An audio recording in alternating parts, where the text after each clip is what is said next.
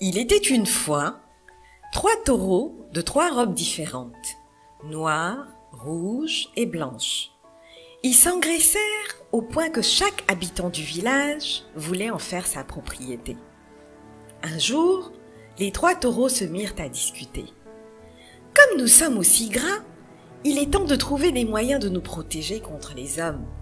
Car l'homme n'a pas de force, il est petit, mais doté d'une grande intelligence, dit l'un des taureaux. Les hommes peuvent décider un jour de nous immoler. Donc, quittons le village et réfugions-nous dans la forêt. Là-bas, on sera en paix, dit un autre taureau. Ils prirent ainsi la décision d'aller s'installer au cœur de la forêt et y vécurent paisiblement pendant quelques semaines. Un jour, surgit un lion qui fut stupéfait à la vue de ces bêtes bien grasses. « Ce n'est pas possible! Je n'en crois pas mes yeux! Comment 3 taureaux aussi gras peuvent vivre dans la forêt sans berger et sans propriétaire ?» se dit-il. Le lion s'approcha des 3 taureaux, mais il ne pouvait rien contre eux, car à eux 3, ils étaient d'une force extraordinaire. Un jour, il alla à la rencontre des 3 taureaux et leur parla en ces termes. « Bonjour mes amis, dit-il. Je veux nouer une relation d'amitié avec vous. Je suis le seul lion qui vit dans cette forêt et j'ai peur des chasseurs. Comme vous le savez, les hommes sont féroces. Si nous unissons nos forces, ils ne pourront rien contre nous et nous serons en paix. » Les 3 taureaux se regardèrent et sans réfléchir, ils dirent au lion « Tu as raison, c'est comme si tu étais présent à notre dernière réunion, dit le taureau blanc. Tu as eu la même idée que nous. C'est parce que les hommes sont cruels que nous avons quitté le village pour venir nous installer ici. Soyons unis. » À partir de ce jour, les taureaux et le lion décrétèrent l'union sacrée. Ils mangeaient, jouaient et se promenaient ensemble. Plus tard, alors que le taureau à la robe blanche dormait, le lion s'approcha des 2 autres et leur souffla à l'oreille. « J'ai un souci. Si nous sommes en brousse, c'est pour nous cacher. Mais il me semble que cela est impossible à cause du taureau blanc.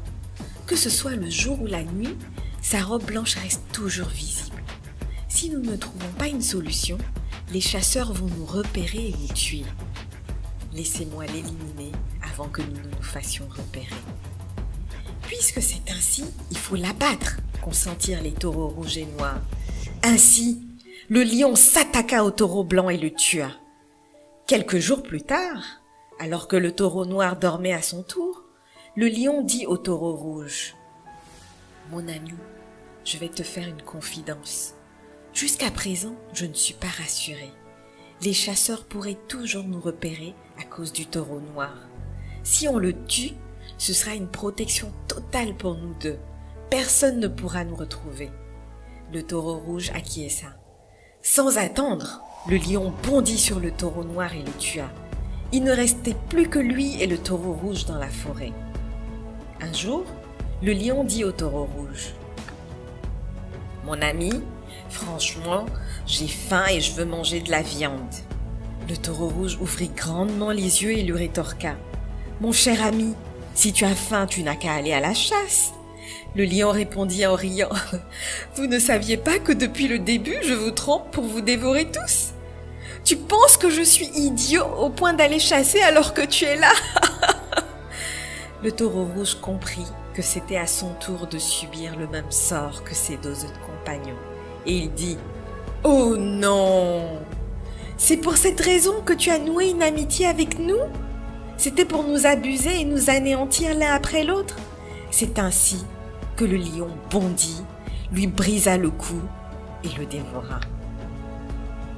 Comme dit l'adage, autant l'union fait la force, autant la discorde expose à une prompte défaite.